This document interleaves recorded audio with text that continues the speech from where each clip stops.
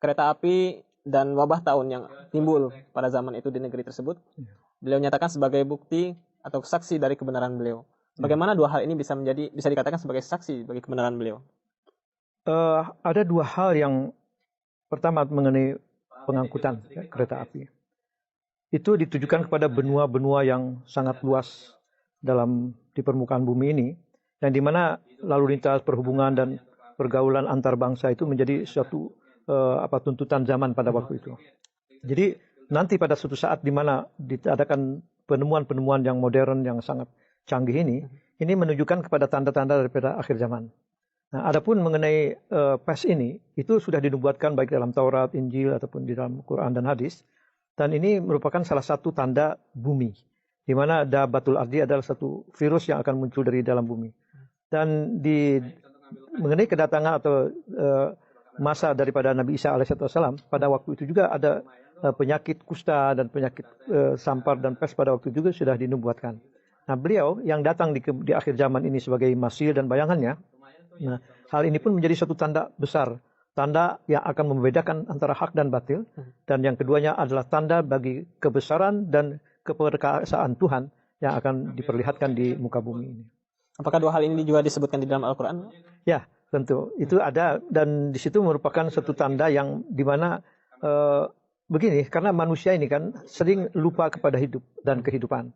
Nah, akan ada nanti suatu kekuatan yang di luar dugaan ini akan memperlihatkan kekuatannya. Salah satu diantaranya adalah Al-Masih Isa bin Maryam dulu, itu adalah sebagai seorang yang terkenal dengan penyembuhannya. Nah, ini pun juga Hadrat Masih Maud akan datang di dunia ini. Allah Ta'ala memperlihatkan bahwa penyelamatan terhadap dunia dan segala penyakitnya itu akan diperlihatkan melalui satu wahyu itu tentang datangnya penyakit pes dan samparnya. Oke, baik. Kemudian di dalam buku itu beliau mengatakan bahwa janganlah berkonfrontasi dengan Tuhan. Itu apa maksudnya itu, Pak? Berkonfrontasi dengan Tuhan. Jadi di sini ada satu yang ingin diperlihatkan oleh Hadrat Masih Maud SAW, bahwa manusia itu karena kegelapan dan mereka silaunya terhadap kebendaan dunia, sehingga mereka lupa akan keperkasaan dan bahwa Tuhan itu di segala penjuru dunia itu Tuhan ada. Gitu. Nah, jadi di sini jangan konfrontasi terhadap Allah Subhanahu Wa Taala ini, bahwa manusia telah melangkah jauh dalam penemuan-penemuan dan dalam berbagai keilmuan, sehingga di sini seakan-akan kami lebih bisa menguasai dan mengatasi segala problema dunia. Nah, sedangkan Allah Taala memperlihatkan tanda ini yang janganlah dipandang dengan sebelah mata gitu. Tetapi di sini ada dua maksud Tuhan itu. Pertama adalah untuk memperlihatkan keagungan dan keperkasaan Tuhan. Yang kedua adalah bukti bahwa Allah Ta'ala itu memberikan dukungan terhadap seorang utusan yang diutusnya di akhir zaman ini. Ketika itu sudah jelas nyata-nyata terjadi di muka bumi ini, setelah Allah Ta'ala zahirkan secara terang benderang di muka bumi. Lalu apa pula tujuan kita untuk melawan itu? Mungkin seperti itu ya. Lalu kemudian Hazrat Masih Maud menyebutkan satu wahyu yang berbunyi, Aratu an astakhlifa fakhlaqtu Adam. Ketika mengutip wahyu yang beliau terima ini, beliau mengatakan bahwa ini adalah merupakan firman Tuhan ketika membangkitkan Adam kedua. Nah, siapa yang disebut Adam kedua ini? Lalu kenapa beliau dipanggil sebagai Adam? Jadi kalau kita melihat nubuatan-nubuatan dari kitab-kitab samawi, termasuk juga Al-Quran, itu pada saat nanti agama-agama hanya tinggal nama, tidak ada pengamalan, lalu jauh dari kebenaran ya itu. Maka oleh karena itu Allah Ta'ala di sini akan memperlihatkan suatu daur, suatu perputaran rohani yang alam dunia yang baru begitu. Nah, ketika Allah manusia sudah melupakan Tuhan, maka supaya aku dikenal kembali, maka aku ciptakan Adam. Nah, jadi dalam inclination itu, dalam penurunan sampai titik nadir di situ, seakan-akan manusia itu kembali ke zaman purba dulu yang tidak mengenal Tuhan. Maka di awal itulah Allah Subhanahu Wa Taala akan membangkitkan seorang yang bersifat seperti Adam. Jadi orang yang pertama kali akan mengenal ketauhidan. Nah, di akhir zaman ini katanya, aku ingin supaya dikenal, maka aku ciptakanlah Adam. Nah, beliau mengatakan, di akhir zaman ini akulah sebagai Adam yang di dalam pandangan Allah Subhanahu Wa Taala. Nah, jadi supaya dengan perantaraan beliau ini, dunia ini dengan skala pengikut agamanya yang sudah jauh dari kemusyrikan, ketauhidan itu, ya sudah sangat jauh itu, supaya dikembalikan lagi kepada ketauhidan ilahi itu. Artinya bukan yang dimaksud Adam yang dulu? Bukan. Karena pernah itu seorang yang bernama siapa namanya itu, seorang sufi besar yang dalam kasyaf itu melihat Adam yang pada waktu itu ditanyakan, Anda ini siapa Adam? Katanya, Adam yang mana? Oh, ini bukan Adam yang, saya sudah ribuan tahun yang datang lebih dahulu. Jadi berarti pada setiap putaran zaman setelah 7.000 tahun, Allah SWT senantiasa membangkitkan satu Adam yang baru dan untuk memperkenalkan manusia kepada Khalik dan penciptanya itu. Artinya untuk masa ini Adam itu adalah Hazrat Masih Maud itu. Ya, Hazrat Masih Maud dalam 7.000 tahun yang terakhir ini. Baik. Kemudian beliau menulis di dalam buku itu, beliau menyebutkan bahwa bagi mereka yang masih ragu atau was-was dengan pendakwaan beliau sebagai seorang yang datang dari Allah Ta'ala, apa cara yang beliau sarankan untuk ditempuh? Terutama bagi umat Kristen dan sekte-sekte yang di India. Ya, begini, sebetulnya beliau mengarang buku ini untuk memperlihatkan bahwa Allah Ta'ala melalui aku ini akan memperlihatkan suatu tanda langit dan bumi ini. Dan sebelum ini, jauh sebelum Islam juga, orang-orang sudah mempercayai bahwa Nabi Isa alaihissalam itu adalah juru selamat. Ya, walaupun sebetulnya di dalam Taurat dan Injil yang dinubuatkan sebagai juru selamat adalah Nabi besar Muhammad Rasulullah SAW. Nah, beliau menghimbau di dalam hal ini mengenai penyakit pes ini, beliau secara khusus kepada orang-orang Kristen. Kalau Anda sekalian meyakini bahwa Nabi Isa alaihissalam ini memang seorang juru selamat yang akan menyembuhkan manusia dari berbagai cobaan, ujian, dan penyakit ini, maka di dalam hal ini, inilah Tuhan juga memperlihatkan dengan perantaranku. Ya, jadi penyakit pes akan datang ini, yaitu dengan tidak ada cara vaksinasi atau penyuntikan. Nah, kalau Anda pun seorang yang pengikut Yesus atau Nabi Isa alaihissalam mempunyai keyakinan sama, silakan menempuh cara-cara. Ya, mau dengan diobati atau dengan cara lain yang kemudian dinubuatkan, seperti aku juga. Dan kemudian kalian itu umumkan kepada dunia. Supaya mereka menjadi saksi atas pendawaan mengenai keyakinan keimanan mereka. Nah, saya, kata Hazrat Nabi SAW, meyakini bahwa perkataan Tuhan ini benar. Saya umumkan mulai buku-buku saya dengan perantaraan wahyu dari Allah SWT. Dan pendakwaan ini juga menjadi suatu jaminan untuk kalian nanti buktikan apakah perkataan aku dan perkataan Allah SWT ini benar atau tidak. Artinya beliau meminta mereka ini dengan cara yang sama yang seperti yang beliau lakukan. Ya, betul. Jadi ada satu tadi keyakinan sama mungkin berimbang ya. Yang keduanya itu memang yang kedua bahwa Allah Ta'ala menurunkan wahyu. Nah, suatu nubuatan ataupun kabar gaib ini juga harus diumumkan. Nah, supaya ini menjadikan suatu ukuran, tolak ukur yang sama berimbang itu. Dan setelah itu nanti cara-cara silahkan. Kalau saya ada mengantisipasi dengan cara tidak disuntik atau divaksinasi, Anda pun silahkan dengan cara yang menurut kalian itu benar itu adanya. Dan harus dikabarkan. Nah, ya harus diumumkan, diiklankan ya, supaya diumumkan kepada dunia supaya ini satu pendawaan ya kepada dunia itu. Baik. Apa yang beliau kehendaki dengan cara tersebut, Pak? Adalah untuk membedakan atau hak dan kebatilan. Ya. Sebabnya begini, ya ada suatu arus, suatu gelombang, suatu current di dunia ini di mana kegelapan karena silaunya terhadap dunia dan manusia dalam kegelapan, jauh dari keyakinan, ya terus hilangnya suatu kenikmatan, kelezatan di dalam iman. Nah, beliau menampilkan buku ini supaya bagi mereka yang mencari kebenaran ini, mereka akan bisa merasakan kembali bahwa Tuhan itu ada, Tuhan itu dekat mendengar dan mengabulkan doa-doa. Tentu dengan menghimbau sekte-sekte lain itu dengan cara yang sama pun akan memberikan manfaat bagi pemerintah waktu itu. Ya, pemerintah memang akan sangat senang karena namanya juga manusia kan, atau pemerintah itu sendiri sebagai insan juga. Kalau dengan cara-cara agama yang jelas-jelas mendapat bimbingan dari Allah SWT dan ada suatu jaminan keselamatan, ini bagi pemerintah merupakan suatu kemudahan dan suatu keberkahan begitu. Membantu dalam upaya menyelamatkan manusia pada waktu itu. Betul. Ya, karena ini kan dengan diutusnya beliau dan diberikan wahyu tentang keselamatan ini, itu membuktikan bahwa beliau datang adalah untuk menyelamatkan umat manusia. Ya, bukan untuk menghancurkan manusia tanpa dosa ataupun apa. Artinya dengan cara ini menyelamatkan jasmani dan menyelamatkan rohani. Betul. Oke. Kemudian ini, Pak, di satu sisi beliau tegaskan bahkan melarang warga jemaat untuk minta disuntik. Namun di sisi lain, jika pemerintah di tempat mereka dengan tegas memerintahkan mereka untuk disuntik, mereka pun hendaknya mentaatinya. Nah, apa pelajaran yang bisa kita petik? Kalau kita lihat awal dari wahyu itu sangat menjadikan satu dasarnya. Wa idza azamta fatawakkal 'alallah. Ya. Apabila kamu sudah bertekad bulat tentang suatu iradah ataupun satu langkah, maka bertawakallah kepada Allah. Manusia ketika ada suatu ujian dan cobaan selalu bimbang dia memilih bagaimana yang mana itu kan. Nah, tetapi di sini Hadrat Rasulullah SAW sejak awal mengatakan jangan disuntik. Kalau ada keraguan silahkan saja itu. Ya, tetapi ingat, wa idza azamta fatawakkal Allah. Nah, ketawakalan ini menjadi ujian bagi iman, keutuhan iman seseorang. Ya, memang dalam agama tidak ada paksaan dan boleh memilih jalan. Faman syaa falyu'min, faman syaa falyakfur. Nah, Jadi di dalam hal ini beliau mengajak bahwa kita, Allah Ta'ala menghendaki memperlihatkan antara hak dan batil, kebenaran dan kebatilan di sini. Mana yang betul-betul Tuhan bersama dengan mereka dan mana yang tidak bersama dengan mereka. Di sini ketika beliau mengatakan di sini, ketika pemerintah itu dengan tegas, jadi tidak ada pilihan oleh warga jemaat untuk tidak disuntik. Ya, tentu saja. Dan ini jangan salah juga, ya, kalau di dalam keraguan itu ada kekhawatiran juga beliau. Jangan-jangan orang-orang bisa tergelincir apabila dia mengaku seorang Ahmadi, tetapi disuntik. Ya, saya Ahmadi tapi tidak dijamin, kan begitu. Jadi tergelincir kan.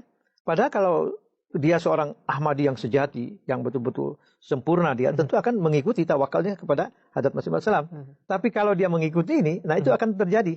Jangan nanti tergelincir lalu dia menuduh kepada kebenaran ini atau kebenaran wahyu atau kebenaran Hadrat Masih Maud alaihissalam. Artinya yang pertama memang keteguhan keimanan ya Pak ya, bahwa meyakini bahwa ini adalah janji Allah Ta'ala yang perlu kita pegang teguh, apapun keadaannya, apapun paksaannya harus berpegang pada janji ilahi ini. Dan itu ditegaskan oleh beliau juga, jangan sedikit pun ada keraguan. Karena ini sepenuhnya, sepenuhnya adalah suatu perintah dan petunjuk dari Allah SWT. Andaikan pemerintah itu menyuruh, ya kan itu, ya itu oke lah, itu usaha manusia, usaha pemerintah begitu ya. Tetapi karena aku ini adalah suruhan dari Allah SWT, jadi sepenuhnya harus saya mengikuti perintah Allah SWT supaya kepada dunia itu menjadi jelas. Apakah ini upaya dan keinginan beliau sendiri atau memang sepenuhnya daripada keinginan Allah SWT. Ya, menarik tadi bagaimana beliau pun meminta bagi orang yang tidak mengamalkan ajaran beliau secara sepenuhnya, yang masih merasa ragu, ya sudah silahkan disuntik seperti itu. Betul. Agar mereka tidak tergelincir. Ya. Oke, baik. Selanjutnya di dalam buku Bahtera Nuh ini, beliau juga menulis satu bagian yang diberi judul Ajaranku. Iya, betul. Yang bahkan buku ini telah diterbitkan secara terpisah dengan buku Bahtera Nuh. Ya. Baik dalam bahasa Indonesia ataupun dalam bahasa Inggris. Ajaranku, buku Ajaranku ini. Ya, betul. Nah, kemudian ketika kita melihat edisi pertama yang diterbitkan dalam bahasa Inggris, itu ada pada tahun 1958, ada salah satu pengantar yang disampaikan oleh Hadrat Mirza Bashir Ahmad, Hadrat Kamarul Anbiya. Ya, betul. Bisa Bapak sampaikan apa yang beliau sampaikan pada saat itu? Sebetulnya begini, kan buku itu ditulis jauh hari sebelumnya ya. Jauh hari sebelumnya. Dan beliau baru teringat ini tahun 58, tanggal 22 September itu. Beliau melihat bahwa ini ada suatu tanda ilahi yang sangat luar biasa, yang belum dikenal oleh orang banyak gitu. Nah, beliau mengingatkan bahwa ini zaman dalam kegelapan, orang sudah jauh dari tauhid dan keimanan dan keyakinan terhadap Allah Subhanahu wa taala. Dan di sini beliau memperlihatkan adalah jalan keselamatan, ya, jalan keselamatan. Nah, oleh karena ini supaya manusia itu jangan hanyut tergerus oleh gelombang-gelombang yang jauh dari ketuhanan, dari keyakinan terhadap Tuhan, adanya kelezatan dalam pengabulan doa, ada yang bagaimana mujizat dan pertolongan Tuhan. Nah, beliau saya katanya terpanggil untuk menerbitkan buku ini supaya dikatakan the seeker after the truth, orang-orang para pencari kebenaran yang haus ini terbuka hatinya bahwa Tuhan di akhir zaman seperti ini ada Tuhan, dan bagaimana secara mujizat itu Tuhan memperlihatkan pertolongan yang sangat khusus. Ya. Seperti katanya ini uhafizuka khasatan, ya. Ini uhafizukul laman fidar, ini uhafizu aku akan selamatkan ahlika wa ma'aman ahaba ilaika. Jadi bukan hanya beliau saja, keluarga beliau, orang-orang yang mencintai beliau. Nah, ini adalah suatu pertolongan ilahi yang khusus diarahkan kepada beliau. Nah, jadi di dalam hal ini makanya beliau memperlihatkan tanda ini supaya menjadi jelas. Itulah yang diinginkan oleh Hadrat Kamarul Anbiya itu, supaya orang-orang mulai menyadari bahwa ada Tuhan di akhir zaman ini yang akan memperlihatkan tanda yang besar kepada seluruh pengikut agamanya. Sebagai satu ringkasan, apa ajaran yang disampaikan oleh Hadrat Masih Maud bisa dibaca melalui buku ini? Ya, kan sebetulnya di dalam itu adalah takwa. Ya. Beliau menerangkan bahwa di dalam hidup ini janganlah kamu takabur, sombong, dendam, benci, ataupun kalau kamu benar berlakulah seolah merendah diri dan merasa diri itulah benar, memaafkan, ya. Terus kalau orang kaya bersimpatilah terhadap yang miskin, kalau orang yang berilmu banyaklah memberi nasihat, petunjuk dan hidayah. Dan kalau orang-orang yang, nah itu beliau menunjukkan bahwa bagaimana kita bersikap terhadap makhluk dan sesama manusia. Nah, jadi di sini termasuk juga di dalam ibadah, ya. Ibadah ini beliau mengatakan hendaknya kehidupan ini kamu isi dan penuhi dengan ketakwaan, sehingga laluilah ya setiap pagi hari, di ujung pagi, di ujung hari ini kamu berikan kebuktian bahwa kamu telah melalui hari dengan penuh ketakwaan, dan di ujung malam kamu bertahajudlah, ya. berikan kesaksian bahwa kamu adalah melalui malam dengan penuh ketakwaan. Baik. Di episode selanjutnya mungkin kita akan membahas dan mengupas bagaimana apa yang beliau tulis di bagian ajaranku ini. Tetapi bisa Bapak sampaikan intisarinya. Intisarinya apa yang beliau sampaikan di dalam buku ini, ajaranku ini, bagian buku ini. Dan kenapa kita sebagai para Ahmadiyah harus berusaha semaksimal mungkin untuk menghayati ajaran tersebut lalu mengamalkannya. Baik. Kenapa kita harus seperti itu? Sebetulnya tujuan daripada agama adalah kita dari fitrah kembali kepada fitrah. Dari kita datang terlahir di dunia ini tanpa dosa. Lalu darul imtihan adalah dunia. Lalu ada daya tarik, pesona, ada keinginan, keserakahan, dorongan, segala macam ujian, cobaan. Nah, di dalam liku-liku kehidupan ini, kalau kita berbekal diri kepada iman, takwa, lalu amal soleh, doa, dan kita beristighfar, bertobat. Nah ini artinya itulah jalan-jalan ketakwaan. Nah, jadi kita seperti orang yang berselancar. Seperti kita orang yang main dengan penuh dengan keseimbangan. Seseorang meniti jalan yang tinggi, kecil, satu tali baja di tengah jurang yang dalam. Kalau dia bisa menjalani itu dengan penuh balance dan konsentrasi yang penuh dan tawakal kepada Allah, itu pasti dia akan berhasil dia di situ. Nah, jadi bahteraanmu itu sebetulnya, bahtera adalah suatu perahu artinya alat pengangkut umat ini, supaya manusia dari satu arah ini menuju arah yang ditentukan oleh Allah Subhanahu wa taala. Nah, ini dalam keselamatan, dalam kebersamaan, dalam kita ketentraman dan kedamaian di situ. Kita masuk ke dalam bahtera ini, kita mengenal adanya baiat. Artinya dengan ikrar baiat saja tidak cukup. Kita hayati dan amalkan. Nah, itulah sebetulnya tadi itu pemahamannya itu baiat itu ada jual beli. Hanya dalam agama itu ada. Jual beli itu secara duniawi memang ada. Membeli barang kita berikan uang atau kita bekerja ada juga imbalan . Nah, di jalan Allah Subhanahu wa taala itu ada namanya baiat atau jual beli. Nah, katanya innallaha ashtara minal mu'minina anfusahum wa amwaluhum bi anna lahumul jannah. Jadi Allah Ta'ala pun berjual beli.